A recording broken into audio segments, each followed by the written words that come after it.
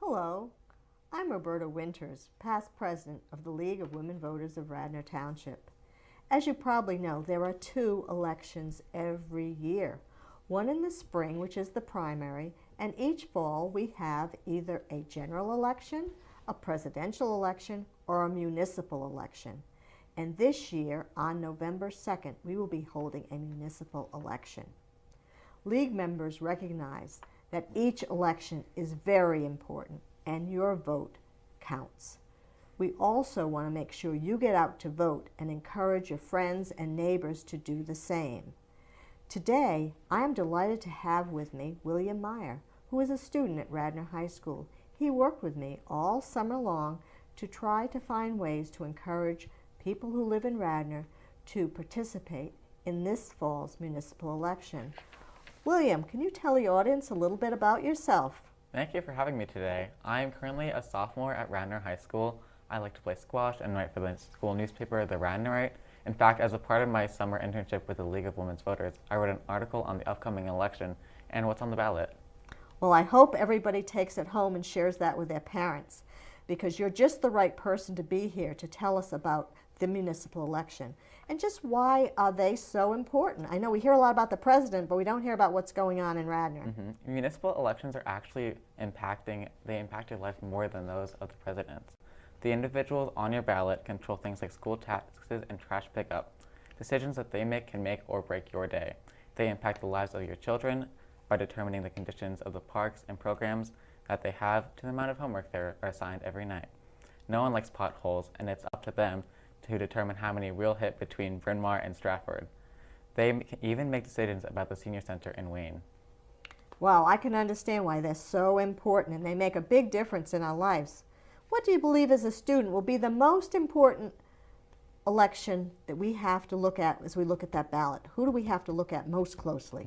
Definitely the school board. As you may know, the school board has gotten a lot of attention lately, from the mascot change to COVID restrictions.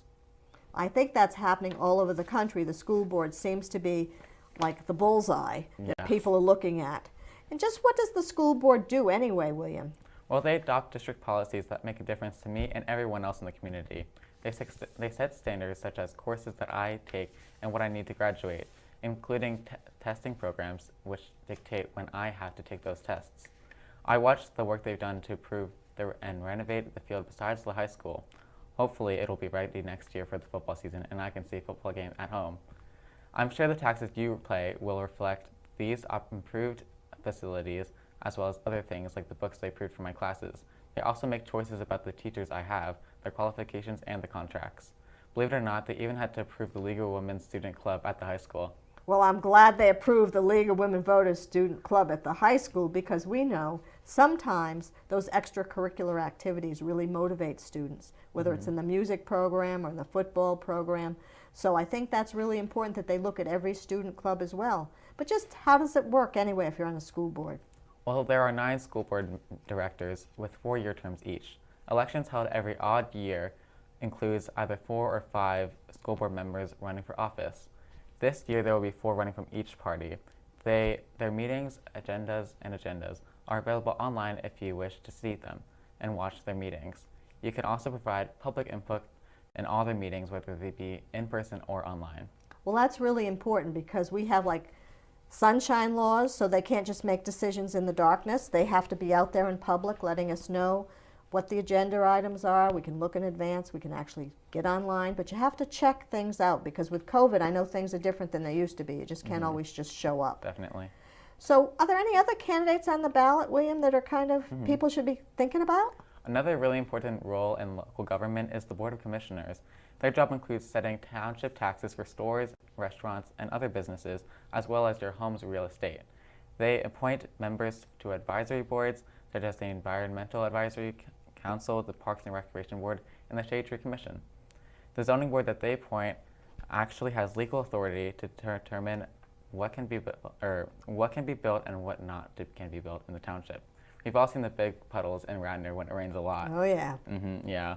The Board of Commissioners have the authority to address the stormwater issues and have even levied a special fee to help pay for fixing the problem. Well, I'm glad you mentioned all those subcommittees, because if people want to get involved, you can actually put your name in so you can serve on the Environmental Advisory Board. I think there were 3 vacancies still on that board. And it's important that everybody gets involved, because that shade tree in your yard may be the subject of someone else's issue down the road. So these committees are very important. So check it out, because even if you're not a commissioner, you can still be involved. Yeah, and there's a lot of different boards I can join, and when I first was part of the League of Women's Voters, I was making reports on different meetings, and I was so shocked to see how many different committees there were. And that's how you learned a lot about local government. Just turn on the TV and you can watch them. Exactly.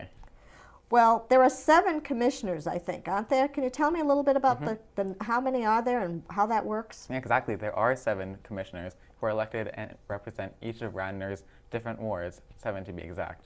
This November's voters will select commissioners from wards 2, 3, 4, and 6. Usually they would only be from even wards. However, this year there's a special election for the 3rd ward for an open vacancy. Well, that 3rd ward is interesting because there's an independent running for that seat, as well as another candidate. So that's like the first time in Radnor that I can recall that we've had an independent running for a commissioner position. So it'll be interesting to see how that works out. And I think there are also some elections beyond just the school board and beyond the commissioners at the county level. And people don't often think about Delaware County because we're sort of on the side of the county. But what's going on there? Well, actually, there is the county council, and we will be electing 2 of the 5 members this year. They have an important role in overseeing elections, which we've heard a lot about recently, overseeing elections. They are responsible for providing county services, including the recently approved health department, waste disposal, family services, and even prisons. As a result of our municipal elections, those we select to serve have their own budgets and raise funds through taxes and bonds to pay for the services they provide. So in other words, we've got people in the county, and I think the seat is over there in media. They look at all the elections. They operate in ways that we don't even see in terms of things like you say, the sewer systems and that stuff. But without them, we'd be in really dire straits when you think about it. Real. I think there are also some people who are like part of the judicial system that will be on the ballot. Can you tell us a little bit how that works? Well, I think you are talking about judges, and there are, as you can imagine, a lot of judges, some more important than others. At the most basic level, there are local magistrates that have their own courts. They decide small claims and may even decide whether you have to pay your parking ticket. They issue warrants for searches and arrests and can even conduct preliminary hearings in criminal matters. Well, those magistrates you don't think much about, but they do make a difference. I've actually brought something to a magistrate's court to be settled. Wow. So, but I know there are other judges beyond just those local magistrates, though. So can you talk about those?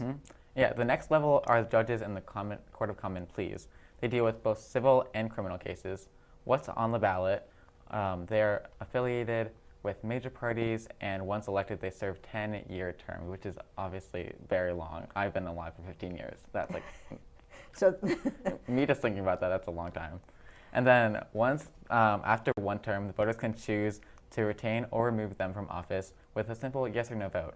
This November, voters will choose 3 new judges in partisan elections.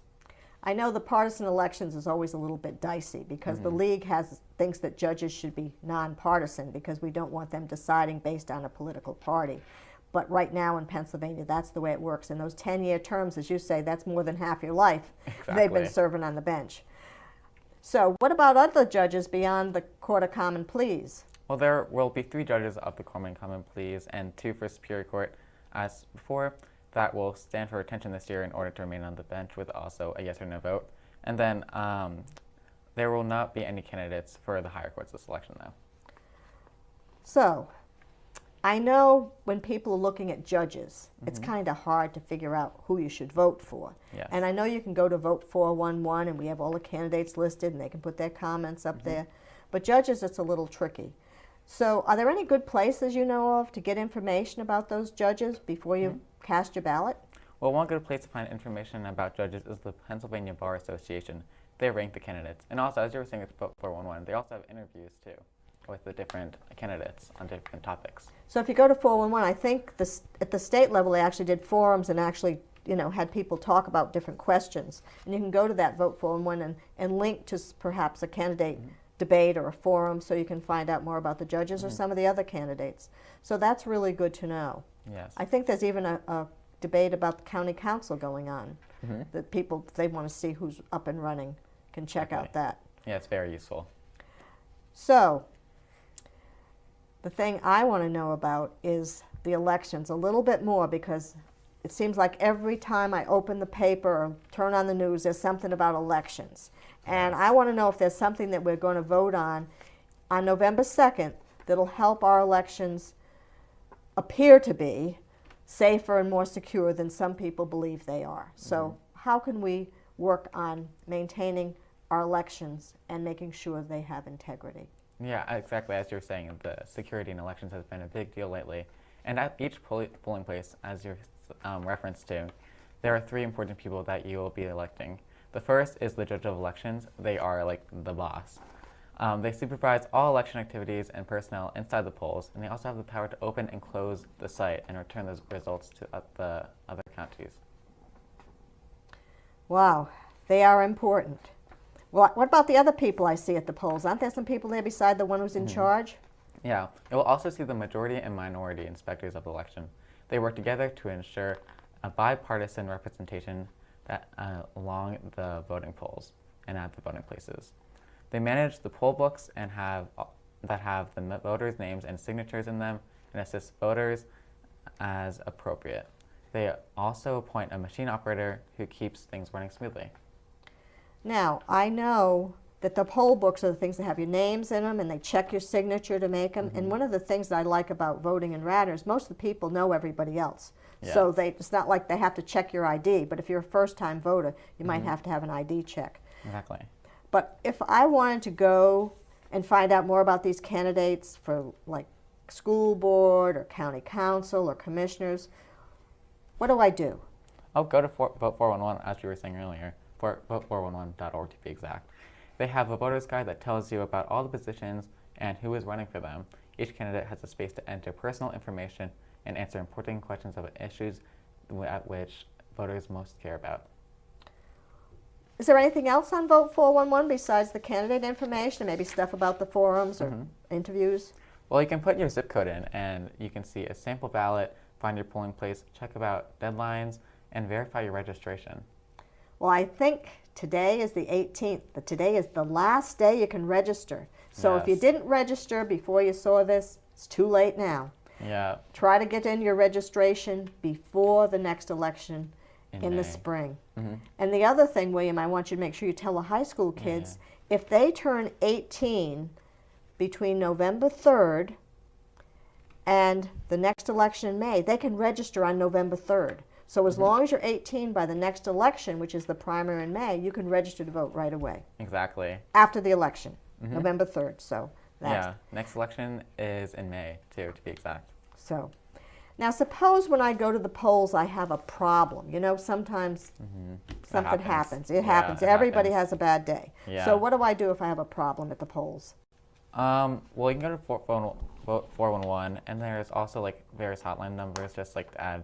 And they have information in English, Spanish, Arabic, and other Asian languages, which you can call them, and they'll help you with that. So I don't even have to speak English to get help? No. I know we have like our registration forms and stuff are now in Spanish, but I can go to Vote 411, have it in different languages, find out what I do if there's a problem and I'm getting a hard time for some reason. That's really good. Yeah, for example, my grandma, she speaks mainly Korean, so if she wanted to vote, then she can go to Vote 411. And find it all out in a language she would understand. Exactly. That's really great. Yeah, it's really amazing. Now, suppose if I want to vote by mail or I'll be away from home on November 2nd. You know, things happen, or you know, even with COVID now, I know people who are very sensitive to feeling they're immunosuppressed may not want to go to the polls. What do they need to do? They go to votespa.gov. It used to be called votespa.com, and both addresses will work for this election. There you can register to vote by mail and absentee ballots if you needed. They even have information about first-time voting and what your experience should look like. So if I want to know what the machines look like, I can go there, find out at votespa.com. We used to sometimes call it Vote Spa, you know. Oh, but anyway, Votes PA. The other thing is right now, I believe the mailboxes are open. If you want to insert your ballots now in the drop boxes, they're already open. And if you find out you have to be away for some reason, you can go to media. You can actually sign up for your mail-in ballot, fill it out, and deposit it right then and there, because I think right now the mails may be a little tricky.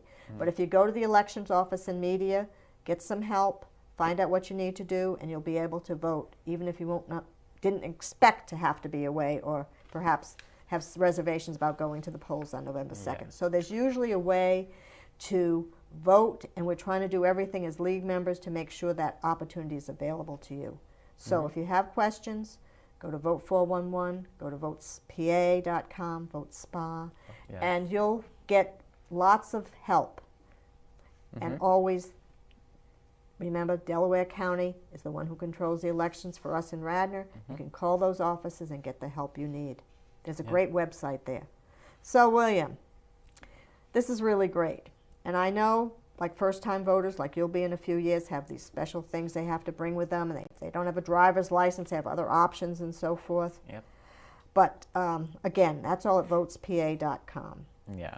Is there anything else you need to tell us, William? You've told us about the school board and the commissioners and the county council and the magistrates and the different judges. Yep. And where to get all the information. So what else do we need to know today? Well, above all, no matter how you vote on November 2nd, just do it. Just like how Nike says, you know, their logo. So just use the Nike logo and say, just do it. Yeah, Go out and whenever vote. you see Nike somewhere, just like, go vote. Go vote. So if you look at somebody's sneakers, that should remind you. Exactly. Go vote. Well, thanks so much, William, for being here today and helping Radnors here and people who are eligible to vote in Radnor and elsewhere to know about this important municipal election on November 2nd. You'll be out of school on November 2nd, and so you know you can help at the polls. There's actually paid jobs for students who are 17 and 18 to work at the polls, and for anybody else who needs a job for a day or want to do something civically that's important for the democracy to work and your votes to count. There are positions you can hold, and you can go to Delaware County Bureau of Elections, find out what's available, sign up today, and make a difference on November 2nd. Well, as many of you know, the League of Women Voters was founded as a result of the suffrage movement, and that was a way in which we got a voice in our government. Voting is our most precious right, and that becomes increasingly more important in our local, county, state, and national elections. Please consider joining us as we try to help make democracy work at LWVRadnor.org. And I'd like to again thank you, William, for coming today, and for you, the audience, for paying attention to this important message that we have for you.